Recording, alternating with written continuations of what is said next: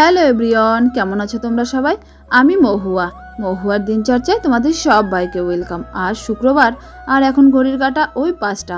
এখান থেকে তোমাদের সঙ্গে নিয়ে শুরু করলাম আমার ছোট্ট একটা ব্লগ। চলো তাহলে সঙ্গে থাকো আর দেখতে থাকো।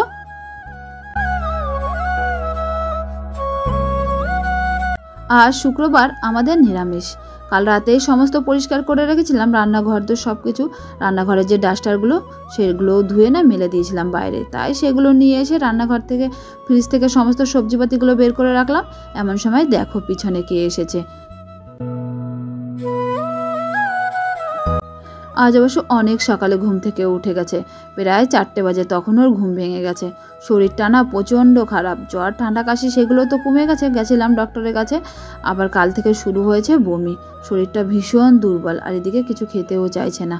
কাল রাতে সেই যে খেয়েছে, আর খায়নি। সকালে ওই ভোরে ওঠার পরে দিয়েছিলাম, তখন একদমই খায়নি। তাই সেই জন্য ভাবলাম ওকে এখন একটু গুলে দিয়ে দেখি খাই নাকি, তাই দুধটা গুলে দিয়ে এলাম দাদুর কাছে। এদিকে আমি এসে বসালাম একটু ডাল। এটা মুগ ডালটা আমি আগে থেকেই ভেজে রেখেছিলাম। আগে থেকে ডালটা ভেজে না রাখলে ঘরে কিছুদিন থাকলেই পোকা হয়ে যায়, সেই জন্য ডালটা আমি আগেই ভেজে রাখি।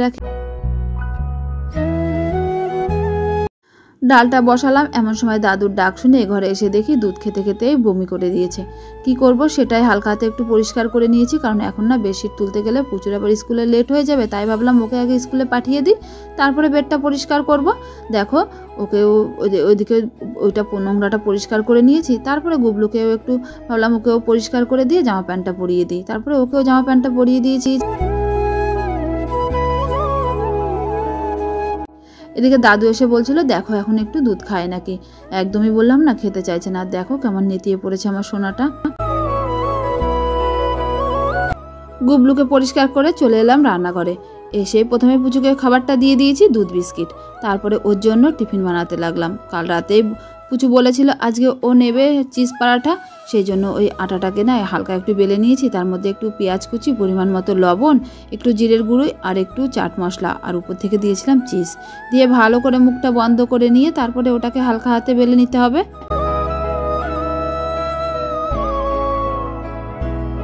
আমি একজন সাধারণ গৃহবধূ, আমার কাজকর্মগুলোও অনেক সাধারণ।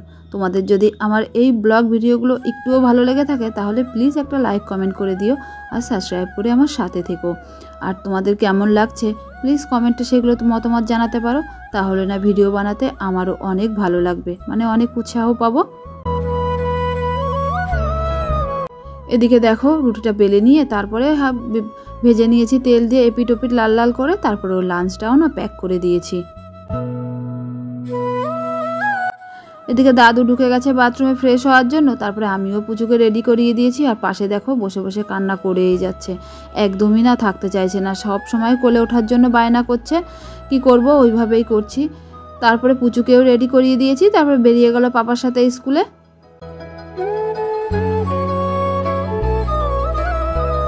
এদিকে আমি রান্নাঘরে এসে ডালটা ফোড়নে বসিয়ে দিয়েছি। ফোড়নে দিয়েছিলাম একটু জিরে, তেজপাতা, শুকনো লঙ্কা, আর দিয়েছিলাম একটু আদা। আর ডালটা দেওয়ার পরে একটু জাল হওয়ার পরে নামানোর আগে দিয়ে দিয়েছিলাম জিরের গুঁড়ি, আর দিয়েছিলাম একটু ঘি। মুগ ডালে একটু ঘি দিলে বেশ ভালো লাগে খেতে। তারপরে একটু বসালাম চা, ভাবলাম চাটা বসিয়ে দিয়ে যাই ওদিকে বেডরুমটা এবার পরিষ্কার করে ফেলি। তাই 2 কাপ চা বসিয়ে দিয়ে চললাম বেডরুমে।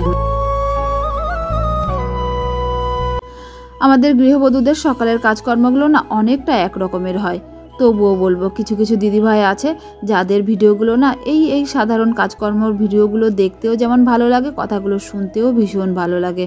যাই হোক, আমার যেটুকু যা আমি ঘরে করি তাই তোমাদের সাথে শেয়ার করি। ভালো লাগলে প্লিজ তোমরা কমেন্টে জানাতে পারো। তোমাদের সাথে কথা বলতে বলতে বেডরুমটাও পরিষ্কার হয়ে গেছে। চলে এলাম রান্নাঘরে, এসে চাটা ছেঁকে নিয়ে দাদুকে দিয়ে এসেছি। আজকে বানাবো একটু আলু পোস্ত, তাই পোস্তটা শিলেই বেটে নেব। পোস্ত আবার মিক্সিতে বাটলে ঠিক করে বাটা হয় না, ওই পোস্তগুলো যেমন আস্তে আস্তেই থেকে যায়, তাই আমি শিলে বেটে নেওয়ারই চেষ্টা করি। তাই দেখো পোস্তটা প্রথমে শিলে বেটে নিয়েছি।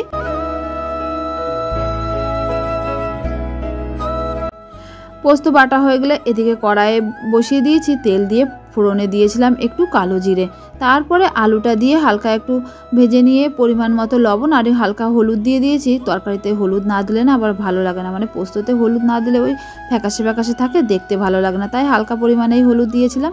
তারপরে আলুটা ভাজা হয়ে গেলে ঝোল দিয়ে একটু ঢেকে দেওয়ার পরে যেই দেখলাম আলুটা গলে গেছে আর ঝোলটাও শুকিয়ে এসেছে, তারপরে বেটে রাখা পোস্তটা দিয়ে কিছুক্ষণ রান্না করে নিয়েছি। নামানোর আগে দিয়ে দিয়েছিলাম একটু কাঁচা সর্ষের তেল, তারপরে দিয়ে কিছুক্ষণ ঢেকে রেখেছিলাম। পোস্তটা, আলু পোস্তটা না খেতে দারুণ হয়েছিল, ডালের সাথে আলু পোস্তটা বেশ ভালো লাগছিল খেতে আজকে।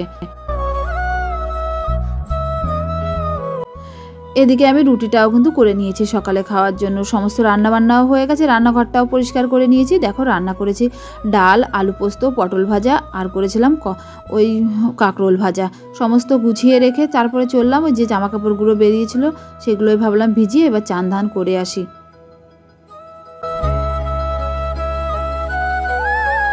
এদিকে দাদুকে আজকে বললাম তুমি আজকে ছুটি নিয়ে নাও, কারণ গুবলুর এই অবস্থা, আজকে অফিস যেতে হবে না, ওকে নিয়ে যাই একটু ডাক্তার দেখিয়ে নিয়ে আসি, কারণ জলটা খেলেও না ওর বমি হয়ে যাচ্ছে, আর দিকে ভালোও লাগছে না যদি কিছু খেতে না পারে, আর হাঁটার শক্তিটাও যেন ওর নেই, এমন দুর্বল হয়ে পড়েছে। তারপরে আমি চান ধান করে এসে বসলাম সকালের খাবার নিয়ে, রুটি আর আলু পোস্ত নিয়েছিলাম, আর আগের দিন না একটু আমের চাটনি বানিয়েছিলাম, মানে আচার টাইপের, সেটাই নিয়েছি। রুটির সাথে খেতে না বেশ ভালো লাগছে চাটনিটা, ওটা নিয়েই বসলাম। খেয়ে দিয়ে উঠে তারপরে রেডি হয়ে বেরিয়ে পড়লাম গুবলুকে নিয়ে ডক্টরের কাছে। চলো তাহলে আজকে এটুকুই, দেখা হচ্ছে নতুন একটা ভিডিওর সাথে, ততদিন তোমরা সুস্থ থেকো, ভালো থেকো, কেমন, টাটা।